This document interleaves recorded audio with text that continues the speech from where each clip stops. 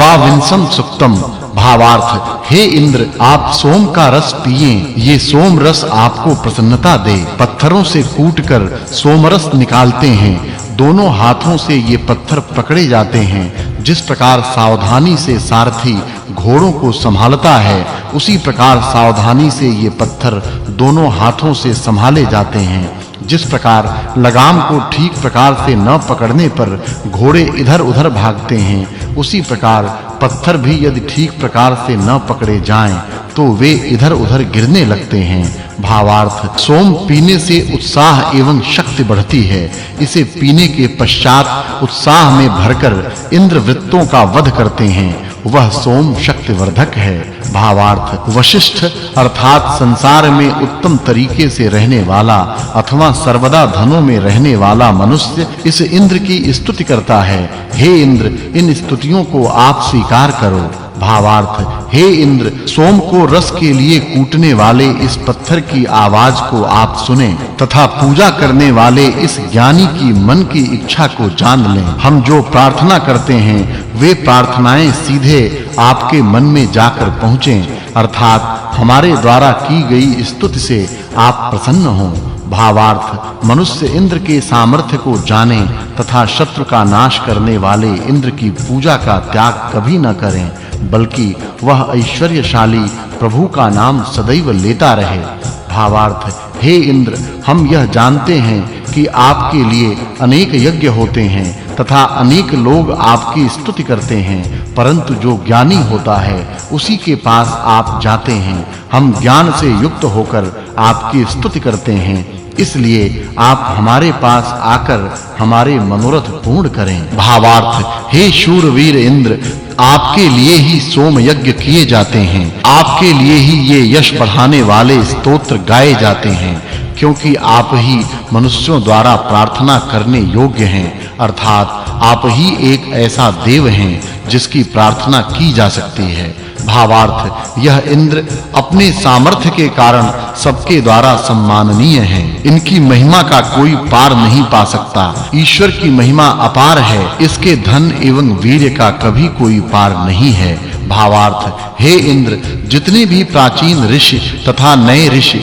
आपकी स्तुति करने आए हैं, उनकी स्तुतियों से हम प्रेम करें। उन स्तुतियों के भीतर भरे हुए ज्ञान से हम प्रेम करें, अर्थात उस ज्ञान को प्राप्त करके उसके अनुसार आचरण करें तथा इस प्रकार हम उन ज्ञानियों से एवं सदाचरण द्वारा आपसे भी मित्रता रखें। त्रयोविंशम सुक्तम। भावार्थ, ऐश्वर्यशाली एवं सामर्थ्यशाली प्रभु ही इन सब भुवनों का यथा योग्य रीति से निर्माण करके उन्हें यथा योग्य स्थान पर स्थापित करता है। वही सबकी पुकार सुनता है, इसलिए उसी का यशोगान तथा उसे ही प्रसन्न करना चाहिए। भावार्थ, शोक अथवा दुख को दूर करने के उपाय करने चाहिए।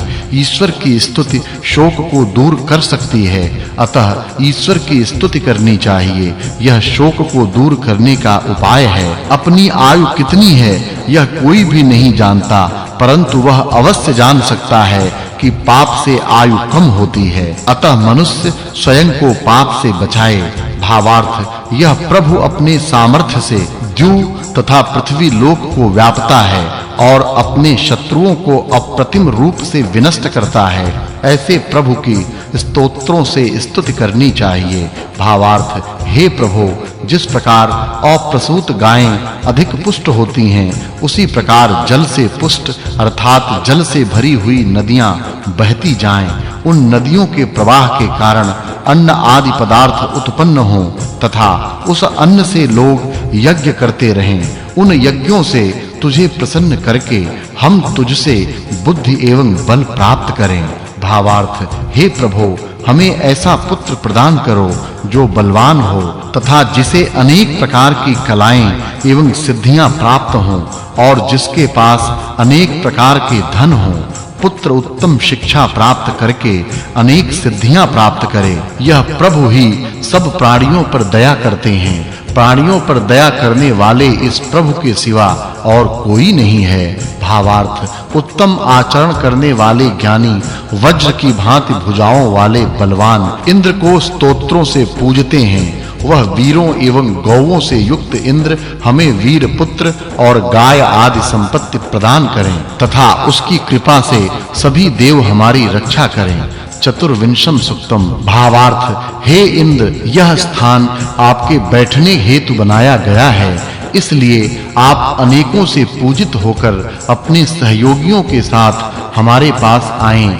यहाँ आकर आप हमारा संरक्षक बनकर हमें बढ़ाने के लिए सदैव तैयार रहें। हमें विभिन्न प्रकार के धन दें तथा हमारे दिए गए सोम रस से आप आनंदित हों।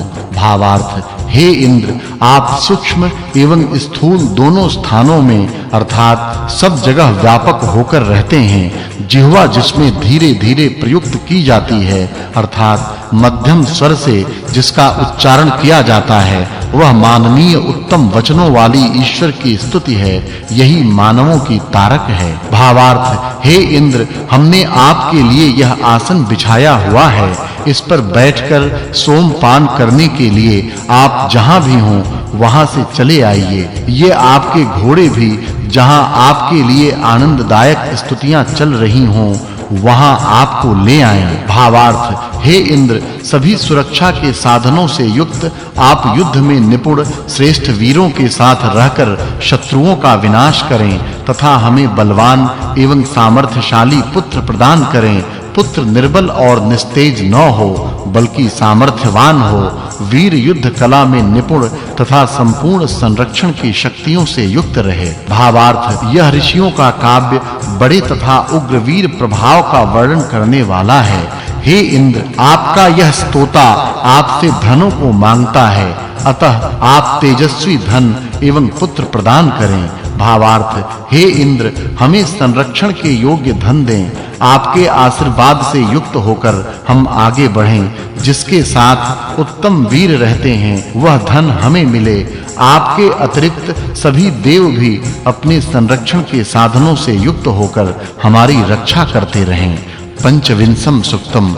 भावार्थ, हे इंद्र, जब हमारी उत्साही सेना युद्ध करती है तब आपका वह अस्त्र मनुष्यों का अहित करने वाले शत्रुओं पर ही गिरे।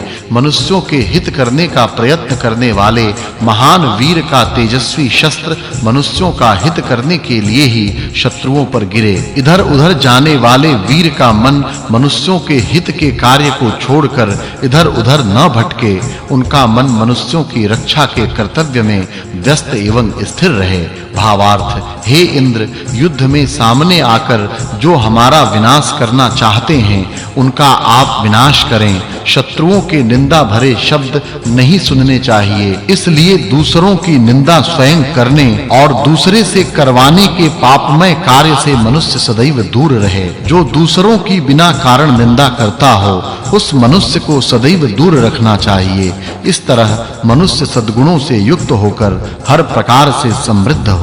भावार्थ, श्रेष्ठ दाता भक्त के संरक्षण के लिए हजारों प्रशंसा के योग्य संरक्षक साधन सदैव तैयार रहें। जो सज्जन एवं दाता मनुष्य हों उन्हें ही धन प्राप्त हो तथा उन्हें ही हर प्रकार से सुख साधन प्राप्त हो। घात करने वाले शत्रु जो हमारे प्रति शस्त्र का प्रयोग करें उनका ही विनाश हो तथा हमें तेजस्वी अर्थात चमकीले रत्न प्राप्त हों।